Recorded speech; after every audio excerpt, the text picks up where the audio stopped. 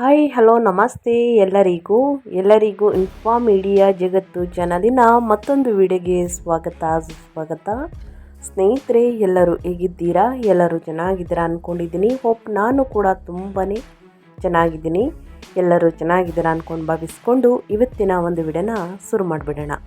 ಇವತ್ತಿನ ಒಂದು ವಿಡಿಯೋದಲ್ಲಿ ಸ್ನೇಹಿತರೆ, ಇಂದು ಸಂಜೆ ಸೂರ್ಯಗ್ರಹಣ ಇದೆ. ಸೂರ್ಯಗ್ರಹಣದ ಸಮಯದಲ್ಲಿ ಗರ್ಭಿಣಿ ಮಹಿಳೆಯರು ಯಾವುದರ ಬಗ್ಗೆ ಎಚ್ಚರಿಕೆ ವಹಿಸಬೇಕು, ಏನೆಲ್ಲ ಮಾಡಬೇಕು, ಏನೆಲ್ಲ ಮಾಡಬಾರ್ದು, ಜೊತೆಗೆ ಗ್ರಹಣದ ಸಮಯ ಏನೆಲ್ಲ ಅದೃಷ್ಟವನ್ನು ನೋಡಲಿರುವಂತಹ ಯಾವ ರಾಶಿಯವರು ಸ್ನೇಹಿತರೆ ಧನವೃದ್ಧಿಯನ್ನು ನೋಡಲಿದ್ದೀರಿ, ಯಾವುದರ ಬಗ್ಗೆ ಯಾವ ರಾಶಿಯವರು ಎಚ್ಚರಿಕೆ ವಹಿಸಬೇಕು ಅನ್ನೋದನ್ನ ಕಂಪ್ಲೀಟಾಗಿ ಇದೇ ವಿಡಿಯೋದಲ್ಲಿ ತಿಳಿಸ್ಕೊಡ್ತಾ ಹೋಗ್ತೀನಿ. ಇದನ್ನೆಲ್ಲ ಕಂಪ್ಲೀಟಾಗಿ ತಿಳ್ಕೊಬೇಕು ಅಂದರೆ ಎಲ್ಲೂ ಕೂಡ ವಿಡಿಯೋನ ಸ್ಕಿಪ್ ಮಾಡಬಾರ್ದು. ಅಂದರೆ ವಿಡಿಯೋನ ಕಟ್ ಮಾಡಿ ಓಡಿಸ್ಕೊಂಡೋಗಿ ನೋಡ್ತೀರಾ, ಇದು ಫುಲ್ ಇನ್ಫಾರ್ಮೇಷನ್ ಅರ್ಥ ಆಗಲ್ಲ. ಸೊ ಹಾಗಾಗಿ ಎಲ್ಲ ವಿಡಿಯೋದಲ್ಲೂ ತಿಳಿಸ್ತಾ ಇರ್ತೀನಿ. ಮೊದಲಿಂದ ಕೊನೆ ತನಕ ಸಂಪೂರ್ಣವಾಗಿ ವಿಡಿಯೋವನ್ನು ವಾಚ್ ಮಾಡಿ.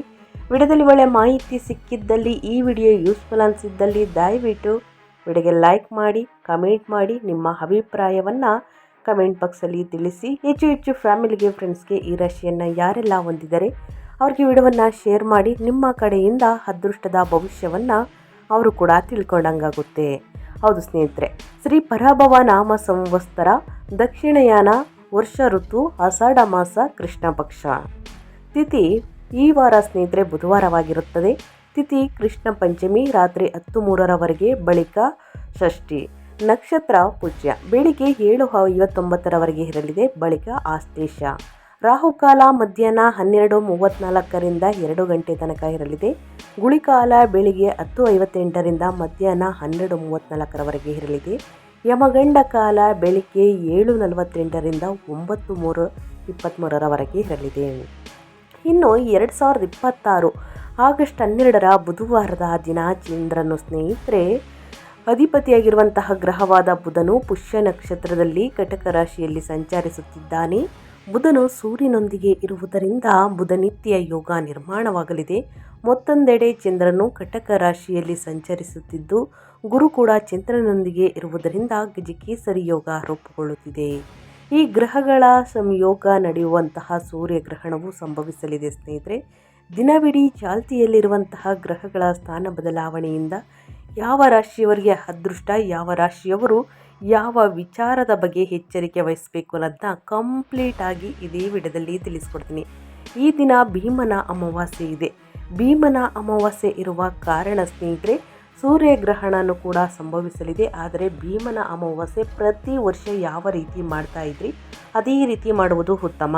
ಯಾಕಂದರೆ ಸ್ನೇಹಿತರೆ ಸೂರ್ಯಗ್ರಹಣ ಸಂಭವಿಸುವುದು ರಾತ್ರಿ ಅಂದರೆ 9:04 ಬೆಳಗಿನ ಜಾವ 4:25 ಕೊನೆಗೊಳ್ಳಲಿದೆ ಸೂರ್ಯಗ್ರಹಣ. ಈ ಸಮಯ ಸ್ನೇಹಿತರೆ ರಾತ್ರಿ ಆಗಿರುವ ಕಾರಣ ನಾವು ಪೂಜೆ ಪುನಸ್ಕಾರಗಳನ್ನು ಆಗಸ್ಟ್ 12ನೇ ತಾರೀಕು ಬೆಳಿಗ್ಗೆಯಿಂದ ಸಂಜೆಯ ತನಕ ಮುಗಿಸಬಹುದು. ಹೌದು ಸ್ನೇಹಿತರೆ, ನಿಮ್ಮ ಪತಿಯ ಆಯುಷು ಆರೋಗ್ಯ ಹೆಚ್ಚಳಕ್ಕಾಗಿ ಸ್ನೇಹಿತರೆ ಭೀಮನ ಅಮಾವಾಸ್ಯೆ ವ್ರತವನ್ನು ಆಚರಿಸಿ ಪೂಜೆಯನ್ನು ಸಲ್ಲಿಸಲಾಗುತ್ತದೆ. ಶಿವ ಪಾರ್ವತಿಯನ್ನು ಪೂಜಿಸಿ ಶಿವ ಮಂತ್ರವನ್ನು ಜಪಿಸಿ. ಇನ್ನು ಗ್ರಹಣದ ಸಮಯದಲ್ಲಿ ಸ್ನೇಹಿತರೆ ಗರ್ಭಿಣಿ ಮಹಿಳೆಯರು ಆ ಸಮಯದಲ್ಲಿ ಹೊರಗೆ ಸುತ್ತುವುದನ್ನು ಕಡಿಮೆ ಮಾಡಬೇಕಾಗುತ್ತದೆ. ಅನಿವಾರ್ಯ ಇದ್ದರೆ ಮಾತ್ರ ಹೋಗಬೇಕಾಗುತ್ತದೆ, ಇಲ್ಲಾಂದರೆ ಹೋಗಬಾರ್ದು. ಜೊತೆಗೆ ಚೂಪಾದ ವಸ್ತುಗಳನ್ನು ಹಿಡ್ಕೊಳ್ಬೇಡಿ ಗರ್ಭಿಣಿ ಮಹಿಳೆಯರು. ಇನ್ನು ಕತ್ತರಿಯಲ್ಲಿ ಸ್ನೇಹಿತರೆ ಕೂದಲನ್ನು ಕಟ್ ಮಾಡುವುದು, ಉಗುರನ್ನು ಕಟ್ ಮಾಡುವುದು ಈ ಕೆಲಸವನ್ನು ಈ ದಿನ ಮಾಡಬೇಡಿ. ಸಾಕಷ್ಟು ಜನರು ರಾತ್ರಿಯ ಸಮಯದಲ್ಲಿ ಮತ್ತು ಬೆಳಗಿನ ಸಮಯದಲ್ಲಿ ಮಾಡ್ತಾ ಇರ್ತೀರ. ಈ ದಿನ ಮಾಡುವುದಕ್ಕೆ ಸೂಕ್ತವಲ್ಲ ಅಂತಲೇ ಹೇಳಬಹುದು. ಇನ್ನು ಗ್ರಹಣದ ಸಮಯದಲ್ಲಿ ಮಕ್ಕಳು ಬೀಳದಂತೆ ಎಚ್ಚರಿಕೆ ವಹಿಸುವುದು. ಇನ್ನು ಮಕ್ಕಳ ಕೈಲಿ ಸ್ನೇಹಿತರೆ ಹಣ್ಣು ಹಂಪಲುಗಳನ್ನು ತಿನ್ನುವುದಕ್ಕೆ ಕೊಡುವುದು, ಊಟವನ್ನು ಕೊಡುವುದು ಈ ಕೆಲಸವನ್ನು ಮಾಡಬೇಡಿ. ಆದಷ್ಟು ಗ್ರಹಣ ಮುಗಿಯುವಷ್ಟರಲ್ಲಿ ಸ್ನೇಹಿತರೆ ಒಳಗಡೆ ಅಂತಂದರೆ ಗ್ರಹಣ ಸ್ಟಾರ್ಟ್ ಆಗೋ ಮುಂಚೆನೇ ನೀವು ತಿಂಡಿ ತಿನಿಸುಗಳನ್ನು ತಿಂದ್ಕೊಂಡು ಮುಗಿಸ್ಕೋಬೇಕಾಗುತ್ತದೆ. ಗ್ರಹಣದ ಸಮಯದಲ್ಲಿ ಈ ಕೆಲಸವನ್ನು ಮಾಡಬಾರ್ದು. ಇನ್ನು ನಿಮ್ಮ ಆಹಾರ ಪದಾರ್ಥಗಳಿಗೆ ಅಂದರೆ ತುಳಸಿ ಎಲೆಯನ್ನು ಅಥವಾ ಗರಿಕೆಯನ್ನು ಹಾಕಬೇಕಾಗುತ್ತದೆ. ಜೊತೆಗೆ ಸ್ನೇಹಿತರೆ ಗರ್ಭಿಣಿ ಮಹಿಳೆಯರು ಪ್ರಯಾಣವನ್ನು ಮಾಡಬಾರ್ದು, ಗಮನದಲ್ಲಿಟ್ಕೊಳ್ಳಿ ಮಹಿಳೆಯರು ಕೂಡ. ಇನ್ನು ಅನಿವಾರ್ಯ ಇದ್ದರೆ ನಿಮ್ಮ ಕೈಯಲ್ಲಿ ಸ್ನೇಹಿತರೆ ಗರಿಕೆ ಅಥವಾ ಒಣಮೆಣಸಿನಕಾಯಿ, ಒಂದು ಕಾಳು ಕಲ್ಲು ಉಪ್ಪನ್ನು ಹಾಕ್ಕೊಂಡು ಪ್ರಯಾಣವನ್ನು ಮಾಡ್ಬೋದು ಅನಿವಾರ್ಯ ಇದೆ ಅಂದರೆ. ಈ ದಿನದಿಂದ ಸ್ನೇಹಿತರೆ ಅಂದರೆ ಜುಲೈ 15ರಿಂದ ಗುರುವು ಅತಿಚಾರ ಮತ್ತು ದಹನ ಸ್ಥಿತಿಯಲ್ಲಿ ಸಂಚರಿಸುತ್ತಿದ್ದಾನೆ. ನಮ್ಮ ದೃಕ್ಪಂಚಾಂಗದ ಪ್ರಕಾರ ಆಗಸ್ಟ್ 12ರಂದು ಬೆಳಿಗ್ಗೆ 5:03ಕ್ಕೆ ಗುರುವು ಕಟಕ ರಾಶಿಯಲ್ಲಿ ಉದಯಿಸುತ್ತಾನೆ. ಇದು ಸುಮಾರು 28 ದಿನಗಳ ಬಳಿಕ ಗುರುವಿನ ಉದಯವಾಗುತ್ತದೆ. ಶುಭ ಕಾರ್ಯಗಳಿಗೆ ವೇಗ ದೊರೆಯುತ್ತದೆ. ಈ ದಿನದಿಂದ ಹೊಸ ಉತ್ಸಾಹ, ಆರ್ಥಿಕ ಧನಲಾಭ, ಪ್ರಗತಿಯ ಅವಕಾಶಗಳು ದೊರೆಯುವಂತಹ ಸಾಧ್ಯತೆ ಇದೆ.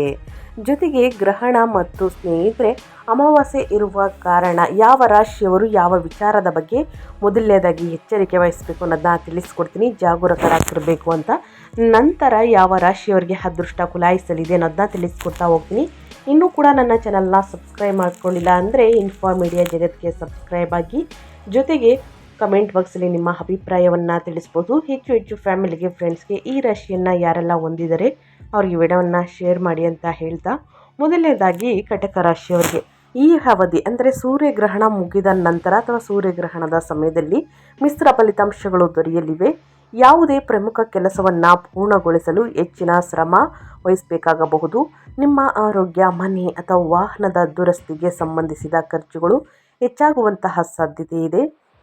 ಇನ್ನು ಹಣಕಾಸಿನ ವಿಚಾರದಲ್ಲಿ ಎಚ್ಚರಿಕೆ ವಹಿಸಿ. ಇನ್ನು ಎರಡನೇದಾಗಿ ಸಿಂಹರಾಶಿಯವರು ಜಾಗರೂಕರಾಗಿರಬೇಕು. ಸೂರ್ಯಗ್ರಹಣ ನಂತರ ನಿಮಗೆ ಅಥವಾ ಕುಟುಂಬದ ಸದಸ್ಯರಿಗೆ ಮನೆ ಅಥವಾ ಕೆಲಸದ ಸ್ಥಳ ಬದಲಾವಣೆಯಾಗುವಂತಹ ಸಾಧ್ಯತೆ ಇದೆ. ನಿರ್ಮಾಣ ಕಾರ್ಯಗಳು ಅಥವಾ ಹೊಸ ವಸ್ತುಗಳನ್ನು ಖರೀದಿಗೆ ಹೆಚ್ಚಿನ ಹಣ ಖರ್ಚಾಗಬಹುದು. ಇದರಿಂದ ನಿಮ್ಮ ಬಜೆಟ್ ಮೇಲೆ ಒತ್ತಡ ಉಂಟಾಗುವಂತಹ ಸಾಧ್ಯತೆ ಇರುವುದರಿಂದ ಖರ್ಚುಗಳನ್ನು ನಿಯಂತ್ರಿಸಿ.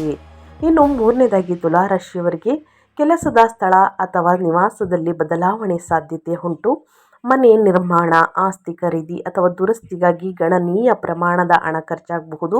ಹೀಗಾಗಿ ಯಾವುದೇ ದೊಡ್ಡ ಖರ್ಚು ಮಾಡುವ ಮುನ್ನ ಬಜೆಟನ್ನು ಸರಿಯಾಗಿ ಯೋಜಿಸಿಕೊಳ್ಳುವುದು ಉತ್ತಮ.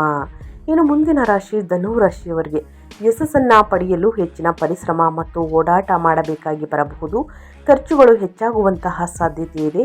ಪೂರ್ಣಗೊಳ್ಳುವ ಹಂತದಲ್ಲಿ ಕೆಲಸಗಳಲ್ಲಿಯೂ ಕೊನೆಯ ಕ್ಷಣದಲ್ಲಿ ಅಡಚಣೆಗಳು ಎದುರಾಗಬಹುದು.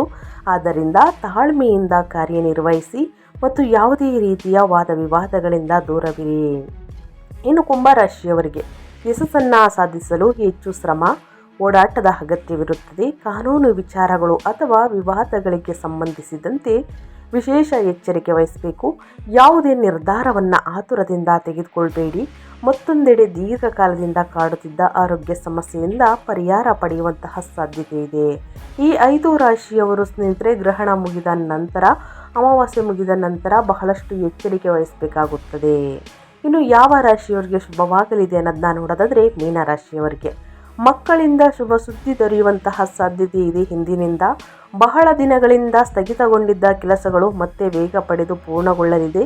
ಕೆಲಸದ ಸ್ಥಳದಲ್ಲಿಯೂ ಸಕಾರಾತ್ಮಕ ಬದಲಾವಣೆಗಳು ಕಂಡುಬರಲಿದ್ದು, ಜೀವನದಲ್ಲಿ ನಿಮ್ಮ ವೃತ್ತಿ ಜೀವನದಲ್ಲಿ ಹೊಸ ಅವಕಾಶಗಳು ದೊರೆಯಲಿದೆ ಅಂತಲೇ ಹೇಳ್ಬೋದು ಮೀನರಾಶಿಯ ವ್ಯಕ್ತಿಗಳಿಗೆ. ಇನ್ನು ಎರಡನೇದಾಗಿ ಮಕರ ರಾಶಿಯವರಿಗೆ ಕುಟುಂಬದಲ್ಲಿ ಶುಭ ಹಾಗೂ ಧಾರ್ಮಿಕ ಕಾರ್ಯಕ್ರಮಗಳು ನಡೆಯಲಿವೆ. ಆರ್ಥಿಕವಾಗಿ ಈ ಅವಧಿಯು ಉತ್ತಮವಾಗಿರಲಿದ್ದು, ಗಣನೀಯ ಲಾಭ ದೊರೆಯುವಂತಹ ಸಾಧ್ಯತೆ ಇದೆ. ಹೊಸ ಆದಾಯದ ಮೂಲಗಳು ತೆರೆದುಕೊಳ್ಳಲಿದ್ದು, ನಿಮ್ಮ ಹಣಕಾಸಿನ ಸ್ಥಿತಿ ಮತ್ತಷ್ಟು ಬಲಗೊಳ್ಳಬಹುದು.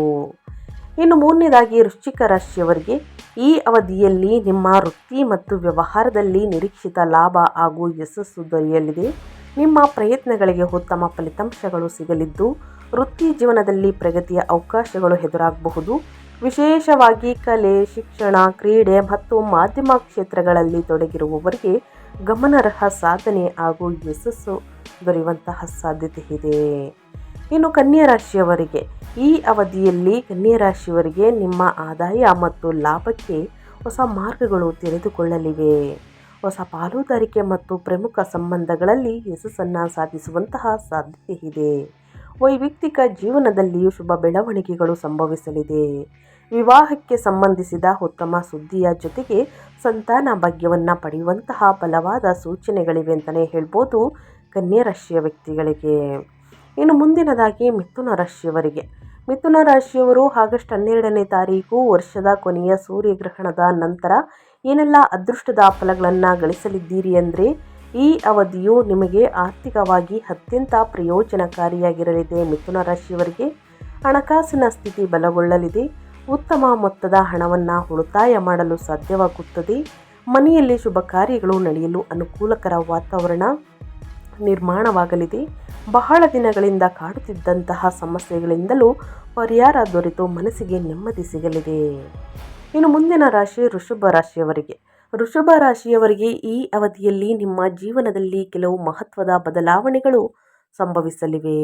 ಒಡ ಹುಟ್ಟಿದವರಿಗೆ ಸಂಬಂಧಿಸಿದಂತೆ ಶುಭ ಸುದ್ದಿಯನ್ನು ಕೇಳುವಂತಹ ಸಾಧ್ಯತೆ ಇದೆ. ಬಹಳ ದಿನಗಳಿಂದ ಕಾಡುತ್ತಿದ್ದಂತಹ ಸಮಸ್ಯೆಗಳು ಪರಿಹಾರವಾಗಲಿದ್ದು ಮನಸ್ಸಿಗೆ ನೆಮ್ಮದಿ ದೊರೆಯಲಿದೆ. ಕುಟುಂಬದಲ್ಲಿ ಸಂತಸದ ವಾತಾವರಣ ನಿರ್ಮಾಣವಾಗಲಿದೆ. ಒಟ್ಟಾರೆಯಾಗಿ ಯಾವ ರಾಶಿಯವರಿಗೆ ಸೂರ್ಯಗ್ರಹಣದ ನಂತರ ಏನೆಲ್ಲ ಅದೃಷ್ಟದ ಫಲಗಳನ್ನು ಗಳಿಸಲಿದ್ದೀರಿ, ಯಾವುದರ ಬಗ್ಗೆ ಎಚ್ಚರಿಕೆ ವಹಿಸಬೇಕು, ಯಾವ ರಾಶಿಯವರು ನನ್ನ ಕಂಪ್ಲೀಟಾಗಿ ತಿಳಿಸ್ಕೊಟ್ಟಿದ್ದೀನಿ. ಇನ್ನು ಗರ್ಭಿಣಿ ಮಹಿಳೆಯರು ಏನೆಲ್ಲ ಮಾಡಬೇಕು ಅಂತಂದರೆ ಸ್ನೇಹಿತರೆ, ಸೂರ್ಯಗ್ರಹಣದ ಸಮಯದಲ್ಲಿ ಸೂರ್ಯನ ನಾಮಗಳನ್ನು ಪಠಿಸುವುದು ಜೊತೆಗೆ ಸೂರ್ಯ ಮಂತ್ರವನ್ನು ಜಪ ಮಾಡುವುದರಿಂದ ಸ್ನೇಹಿತರೆ ಸಾಕಷ್ಟು ಸಮಸ್ಯೆಗಳು ನಿವಾರಣೆಯಾಗಲಿದೆ ಅಂತಲೇ ಹೇಳಬಹುದು. ಇನ್ನು ಸೂರ್ಯಗ್ರಹಣ ಮುಗಿದ ನಂತರ ಆಗಸ್ಟ್ 13ನೇ ತಾರೀಕು ಬೆಳಿಗ್ಗೆ ಸ್ನಾನ ಮಾಡಿ ಸೂರ್ಯದೇವರಿಗೆ ಅರ್ಘ್ಯವನ್ನು ನೀಡಿ. ಸಾಕಷ್ಟು ಅಡಚಣೆಗಳು ತೊಂದರೆಗಳನ್ನು ನೋಡ್ತಾ ಇದ್ದರೆ ಸೂರ್ಯದೇವರಿಗೆ ಸ್ನೇಹಿತರೆ ಅರ್ಘ್ಯವನ್ನು ನೀಡಬೇಕಾದ್ರೆ ನೀರಿನಲ್ಲಿ ಕುಂಕುಮ ಅಥವಾ ಬೆಲ್ಲವನ್ನು ಮಿಶ್ರಣ ಮಾಡಿ ಆದಿತ್ಯ ಹೃದಯ ಸ್ತೋತ್ರವನ್ನು ಹೇಳುತ್ತಾ ಅರ್ಘ್ಯವನ್ನು ನೀಡಿ. ಜೊತೆಗೆ ಸ್ನೇಹಿತರೆ ಆದಷ್ಟು ಬಡವರಿಗೆ ನಿರ್ಗತಿಕರಿಗೆ ನಾಳೆ ಹಳದಿ ಬಣ್ಣದ ವಸ್ತುಗಳನ್ನು ದಾನ ಮಾಡಿ. ಎಕ್ಸಾಂಪಲ್ ಆಗಿ ಗೋಧಿ, ಬೆಲ್ಲ ಮತ್ತು ಬಾಳೆಹಣ್ಣು, ಬಟ್ಟೆಯನ್ನು ದಾನ ಮಾಡಿ. ಆದಷ್ಟು ಬಡವರಿಗೆ ನಿರ್ಗತಿಕರಿಗೆ ಅಸಹಾಯಕರಿಗೆ ದಾನ ಮಾಡುವುದರಿಂದ ಬೇರೆಯವರ ಕಷ್ಟಕ್ಕೆ ನೀವು ಸ್ಪಂದಿಸ್ತಾ ಇದ್ದೀರಾ ಅಂತಂದರೆ ನಿಮ್ಮ ಕಷ್ಟಗಳು ಕ್ರಮೇಣವಾಗಿ ಕಡಿಮೆಯಾಗಲಿದೆ. ತಪ್ಪದೆ ಈ ಸಣ್ಣ ಪುಟ್ಟ ಪರಿಹಾರಗಳನ್ನು ಮಾಡಿ ಅಂತ ಹೇಳ್ತಾ ನಾನು ವಿಡಿಯೋವನ್ನು ಎಂಡ್ ಮಾಡ್ತಾ ಇದ್ದೀನಿ. ಇವತ್ತಿನ ಒಂದು ವಿಡಿಯೋದಲ್ಲಿ ಸಂಪೂರ್ಣ ಮಾಹಿತಿ ಸಿಕ್ಕಿದ್ದಲ್ಲಿ, ಈ ವಿಡಿಯೋ ಯೂಸ್ಫುಲ್ ಅನಿಸಿದ್ದಲ್ಲಿ ವಿಡಿಯೋಗೆ ಲೈಕ್ ಮಾಡೋದನ್ನ ಮರ್ತಿದ್ರೆ ಲೈಕ್, ಕಮೆಂಟ್, ಶೇರ್ ಮಾಡಿ. ನಿಮ್ಮ ಅಭಿಪ್ರಾಯವನ್ನು ಕಮೆಂಟ್ ಬಾಕ್ಸಲ್ಲಿ ತಿಳಿಸಿ. ಇದೇ ರೀತಿ ಕಂಟೆಂಟ್ಗೋಸ್ಕರ ಪ್ರತಿನಿತ್ಯ ನಿಮ್ಮ ರಾಶಿ ಭವಿಷ್ಯವನ್ನು ತಿಳ್ಕೋಬೇಕು ಅಂದರೆ ನನ್ನ ಚಾನಲ್ ಇನ್ಫಾ ಮೀಡಿಯಾ ಜಗತ್ಗೆ ಸಬ್ಸ್ಕ್ರೈಬ್ ಆಗಿ ಪ್ರತಿನಿತ್ಯ ನಿಮ್ಮ ರಾಶಿ ಭವಿಷ್ಯವನ್ನು ತಿಳಿಸ್ಕೊಡ್ತಾ ಹೋಗ್ತೀನಿ. ಈ ರಾಶಿಯನ್ನು ಯಾರೆಲ್ಲ ನಿಮ್ಮ ಕುಟುಂಬದಲ್ಲಿ ನಿಮ್ಮ ಸ್ನೇಹಿತರಲ್ಲಿ ಹಿತೈಷಿಗಳು ಹೊಂದಿದ್ದರೆ ಅವ್ರಿಗೆ ವಿಡಿಯೋವನ್ನು ಶೇರ್ ಮಾಡಿ ಅಂತ ಹೇಳ್ತಾ ಮತ್ತೊಂದು ವಿಡಿಯೋ ಜೊತೆ ಮತ್ತೊಂದು ಹೊಸ ಭವಿಷ್ಯದಲ್ಲಿ ಸಿಗ್ತೀನಿ. Thank you for watching.